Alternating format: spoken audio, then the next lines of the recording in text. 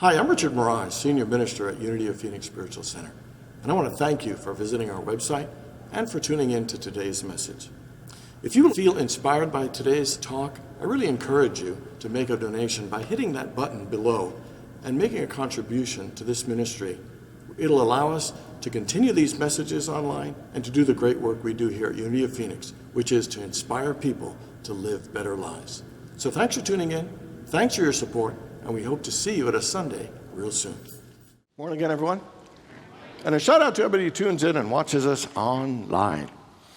So there's a doctor, a lawyer, a little boy, and a priest on an afternoon Sunday flight on a private plane. And then suddenly it develops some engine trouble, and no matter how much the pilot tries, the plane starts going down. So the pilot grabs a parachute and yells to the passengers, "Everybody grab a parachute, bail out, this thing's gonna crash," and he jumps out. Unfortunately, there were only 3 parachutes left for the 4 remaining passengers, and the doctor grabs one of the parachutes and says, "I am a doctor. I save lives. I must live." And he jumps out. And then the lawyer says, "I am a lawyer, and we all know that lawyers are the smartest people in the world. Of course, I must live." Grabs one, jumps out. And then the priest turns to the little guy and says, "Son, you take this. You've got your whole life ahead of you. I've already lived a long and good life. Just take the parachute, jump, and then live in peace." And the little boy hands the parachute back to the priest and says, "Don't worry, Father. We'll both be fine. The smartest man in the world just jumped out with my backpack." All right.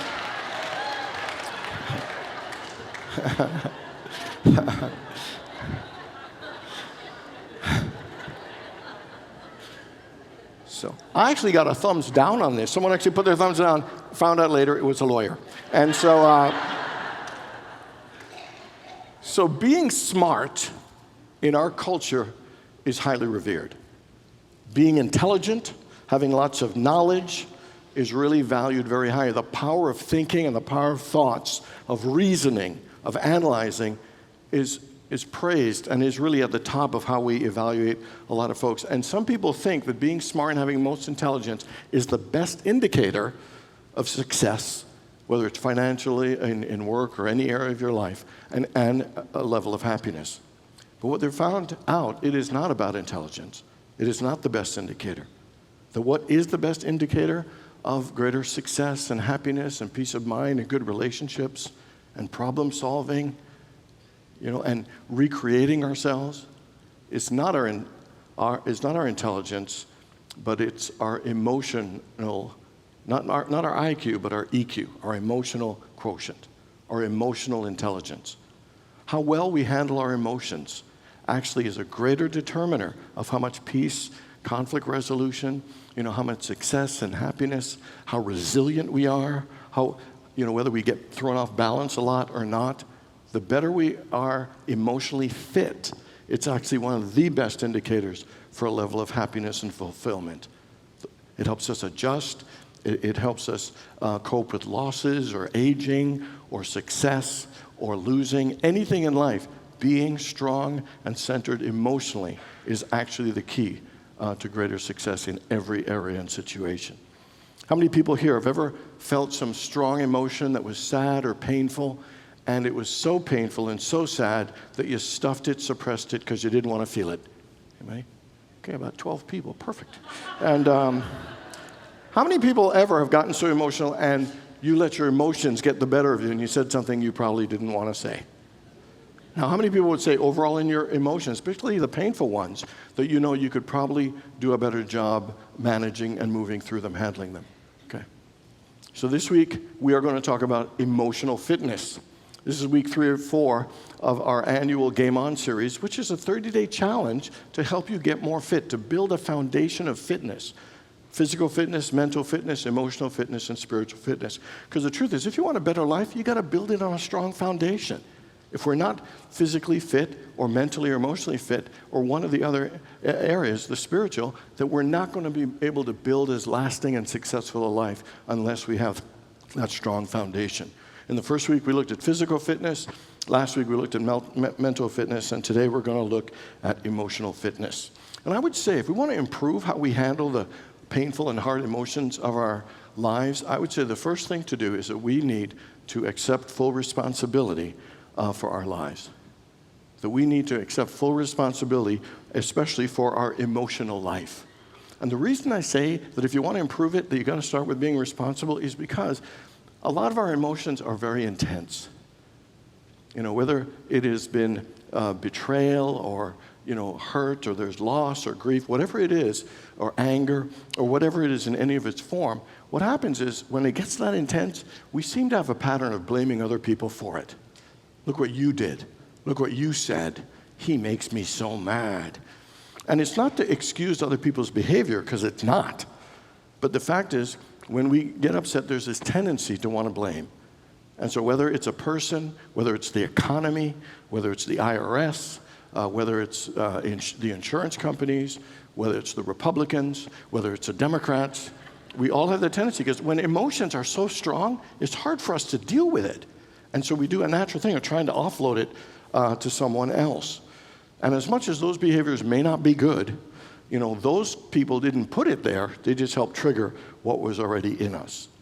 Anybody ever have a family member hit a hot button and they know it well and they can hit it whenever they feel like it?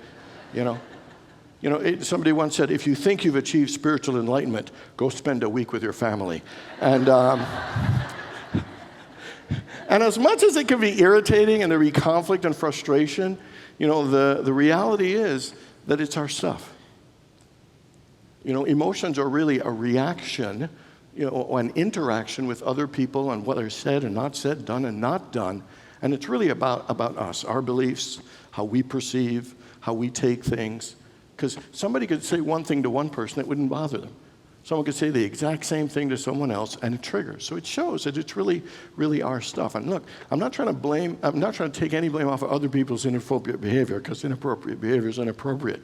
But we hold a part in how we react, how we respond, and the best way we can keep moving forward without having it continue to hurt us. So while there's a tendency to blame, and I'm saying we need to accept responsibility, that does not mean being responsible does not mean blaming yourself. It is not about making yourself wrong or it's your fault. It's not that at all. Responsibility is about one thing. It's about owning and accepting your power to change and to handle the situation in the best way possible. Responsibility, again, it's not about blaming yourself. It's about owning and claiming your power. It's not a burden. It's actually a liberating, empowering thing to be fully responsible for your life. Because that means nobody else can take away your peace. No one can take away your joy. And so it's really an ownership and a recognition of our resources, our ability, and our inner power to handle life in a greater and better way. I am fully responsible for every area of my life. Together? I am fully responsible for every area of my life. I am fully responsible for all my emotions. Together. I am fully responsible for all my emotions. I am fully responsible for all that I feel. Together. I am fully responsible for all that I feel. And one more. I am fully responsible for how I react. Together. I am fully responsible for how I react. So if you want our lives to get better and be more emotionally fit, the first thing is to accept responsibility for it. And one of the things about accepting responsibility, and when it comes to emotions, I think that one of the most important ways to handle it is to look at our attitude towards emotions, particularly ones that are uncomfortable, a bit painful. Sometimes we think, oh, that's bad. I think emotions get a bad rap. We think they're wrong, they're bad, they're painful, they're uncomfortable. But the fact is, an emotion is just an emotion. It's just how we feel about a certain thing in a particular time and situation. Jesus said, in this life there'll be trials and tribulations. So that means there are going to be some pain, some struggles, some disappointments. And so, we so dislike emotions that we will try to avoid them at any cost. Deny, pretend, hide, suppress, distract ourselves. Let me give you one simple cultural one that isn't seen and in certain situations as okay. And that is crying. I have done so many funerals in my 21 years of ministry, and I've seen people do eulogies, And every single time someone breaks down at a funeral doing a eulogy for a loved one, their first words out of their mouth are, "I'm sorry, I apologize. I'm sorry, I didn't mean to do this."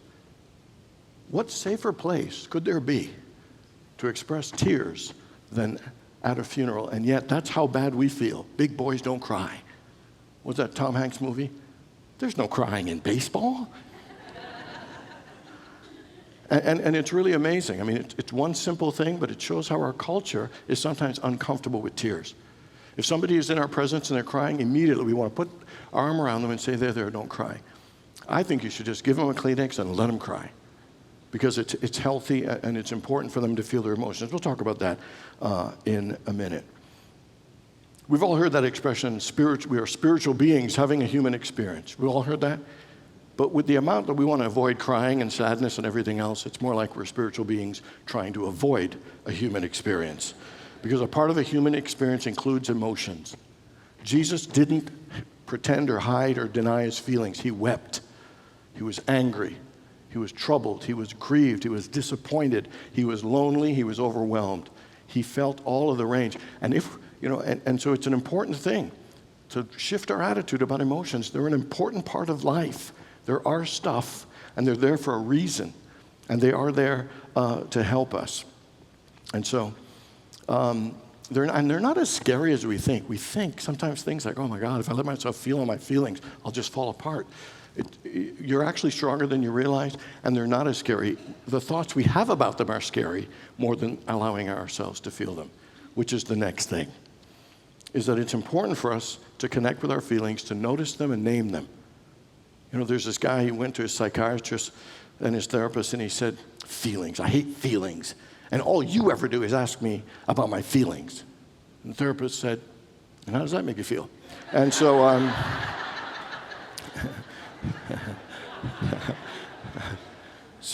I read this study, and it said 62% of the people who participated acknowledge that often when they're upset or sad, they can't identify what they're actually feeling. We have been so conditioned to avoid difficult emotions and feelings that we sometimes don't even know and can identify what it is we're feeling. The most sometimes we'll do is, I'm just feeling a little off today. And there's nothing wrong with that, but it shows that we can't crystallize it into saying exactly what we're feeling. So the exercise for us in this, to stay connected with our emotions and get more comfortable with them, is called to notice and name. That at many times through your day, just stop and notice what you're feeling and name it. And you can pause, and you might in that moment say, I'm feeling a little anxious right now. Or I'm feeling a little sad. I'm feeling a little upset. I'm feeling a little depressed, or I feel some shame, or I feel embarrassment. And it sounds simple, but it takes us some work to get there. And it is one of the most liberating things. Eckhart Tolle says the very first step of liberation is awareness. Just being aware that you're feeling a feeling is liberating in and of itself. Because the other way, to bury it and suppress it, actually keeps it more alive. To acknowledge it actually helps it move through us. We'll talk about that in a minute. So how are you feeling right now? Other than happy to hear my talk, if there's anything else. And we need to check in with ourselves every so often. And the other thing is, we need to look at our relationships with certain particular types of emotions. So in my family growing up, there were 10 of us. We're a very loving family. We could express appreciation and love, gratitude for each other like crazy. But one thing, disagreeing was not considered loving in my family. Being contrary is not a thing. And then being angry, that was very not loving. And so when I was doing my therapy, in ministerial school, they tell you, get a therapist, because if you're going to have people work on their stuff, you better be working on your own stuff. So I've done that, and I do that, and as I need and stuff, because it's important. But this one therapist, I was describing a situation, and I love and adore my mom. And so there was a particular situation, and he said, it sounds like you're angry at your mom. I said, no, she was doing her best and doing all the things to make it, because she's my mom.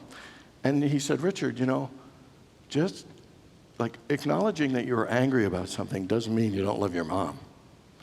It just owns the fact that in a situation of a word spoken or an act done, you're just acknowledging your own stuff. It's not hating her. It's not. And so it's really cool that he really helped me with my relationship about anger. Because I used to think it was bad and it was wrong. But the fact is, it's a reaction and an experience and a feeling that we all go through. And so now I can actually say, I was really angry about this, or I'm angry about that. It doesn't mean you flip out and throwing things and, punching walls, but it is an emotion that needs to be acknowledged and not suppressed or hidden or denied. And so staying in touch with our feelings really is about pausing and noticing and naming. Even saying, so how am I feeling right now? How am I feeling in my relationship? Or how am I feeling about work? What am I feeling? What feelings are going on inside of me? You can journal it, you can ask yourself, but it's an important thing for us to trigger and become more comfortable just feeling our feelings and acknowledging them. And sometimes it's about being more comfortable with feeling uncomfortable, because sometimes some emotions are just not comfortable, but they're important to deal with. So the next one is to process, and to what I call, you got to feel it to heal it. Here's what Jim Rohn says. He says, the walls we build to keep out sadness also keep out joy. And what point is he trying to make? He says, if you try to deny and suppress certain feelings, guess what? You will suppress other good feelings. Because as a human being, a part of the tapestry and the fullness of the experience is to feel it all. You don't just get to skip some. If it comes up in your life, it's meant to be a part of your life. And it's important to process it, to learn from it, and discover what it came to teach. See, there are consequences for not dealing with our emotions. And it will sometimes get buried until it pops. That sometimes it gets to the point where we do suppress our very own joy. But that when we are able to process, guess what? It brings on that wall that we're trying to protect ourselves from any painful emotions, so we can feel a fuller range of good emotions as well. See, the way we use or don't use our emotions can either undermine and sabotage our happiness, or it could uplift and increase our level of joy and fulfillment. So here's the process line from 23rd Psalm. Yea, though I walk through the valley of the shadow of death, I shall fear no evil. And what this is saying clearly is that you have to walk through things. You don't suppress them, hide them, and stuff them. You have to walk through them. That's the healthiest way. It ends with saying, and I shall dwell in the house of the Lord forever. Well, that's a part of the process, is to make sure we process and move through the valley of the shadow of death. And we all have them. Sometimes we have to walk through the valley of the shadow of grief, or the valley of the shadow of betrayal, or the valley of the shadow, of bankruptcy, or the valley of the shadow of whatever difficult, painful thing, some family conflict or abuse. But we have to walk through it to move through it. The book of Matthew, in the Beatitudes, it says this: blessed are they that mourn, for they shall be comforted. And it's saying that to mourn, it's saying to feel, and to not dwell on it, but to move through it. And so I don't know any successful person who did not have to overcome or move through the valley of the shadow of something. And whether it's like with Oprah, who was raped and abused as a child, or whatever it is, we all have things, but we have to move through them. We can't let them stay stuck inside of us. So what I always say was, walking through the valley, you got to figure out what helps you walk through. And maybe it's a therapist. I feel good tonight just sharing out loud. And whether it's a therapist or someone else, my prayer partner or somebody, it makes a difference. Maybe for you it's journaling. Maybe for you it's prayer and a releasing or forgiveness meditation. Or maybe, there are all kinds of healing modalities out there. The question is, what one's going to work for you, and which one will work for you to help you release these things? Because the worst thing we can do is to keep stuffing our emotions. The worst thing. It undermines us without even us realizing it. And so the last one is about using the power of your emotions, your positive emotions, to transform and expand yourself. More universities over the last few years have been doing studies about the power of positive emotions. And many of them are saying it's like nutrients, that it makes, in the same way nutrients help the body stay stronger and healthier, that positive emotions actually can help us, be more enduring and more joyful in a lot of ways. So here's two things. How many people ever heard of Heart Math? So Heart Math is an organization that believes in the power of the heart. That the heart isn't just a place of love, it is a place of wisdom and intelligence. There's heart intelligence. And so what all their work is based on is getting heart coherence with the mind and the heart. The mind and the heart. Let me give you a scripture. As a man thinketh in his heart, so is he. the mind and the heart, unified, coherent, is the most powerful we can be. And so their whole thing is about go to your heart, go to your heart. Let your heart intelligence come forth. So the way their coherence thing is done is think of something that's stressing you right now, that you're not exactly feeling the love for, a little conflict, or maybe frustrating. So close your eyes, take a deep breath. Now I want you to shift your attention for a moment to your heart space, exactly where your heart is. And just take a deep breath. Feel your heart open. Just open your heart. Just breathe in and out a couple of times, right into that heart space. And in that heart space, I want you to just feel a good feeling. Maybe it's love for someone in your life, a child, a family member, a kitten. Whatever feels like love for you towards something that's in your life, just feel it. Take a deep breath again. Another one, open your heart. Feel that wonderful feeling of that experience that's so good in your life. And one more deep breath. And now you can open your eyes. How many people actually felt your heart open a little bit and you're relaxed? Okay. So that one is what to do when you're out of whack and you're not feeling good and you want to kind of get yourself back good. But one of the best I ever heard was from my mentor and karate instructor about 30 years ago. His name was Louis Price. He would always say stuff to me like this. He said, Richard, when you feel really empowered and on top of the world, use that emotion in that moment to expand your magnetic field and your energy field of good. And at first I didn't know, what are you talking about, man? And what he is saying is, so instead of trying to manufacture, we just manufactured that love thing. It's there, but we had to call it up. What he's saying is when you get into those moments of bliss and joy, those mountaintop experiences in your life, he said, in that moment, pause and just see yourself expanding your energy field, expanding into your relationships, your health, your energy. That whenever you naturally feel really good, use that energy to imprint and expand all areas of your life. That's making sense, everybody? Nod, because that's all you're getting. So just please say yes. So it's like if you feel really, really, really connected to someone in that moment, and of course, it's not that to be in that direct moment, but near around it, you feel that connection expand to all people, to all countries, to all religions. If you're feeling an incredible sense of bliss and joy, pure joy, like let me give you a hypothetical. Like let's say you're from Canada and some team just won some game. And you take that joyful feeling in that moment and just expand it to know that love and joy can always be there. Anybody know who Cody Lee is? This young man, it was on America's Got Talent, it's on Facebook, they show it all the time. And he is 22, blind and autistic, and he blew the doors off of the judges with that.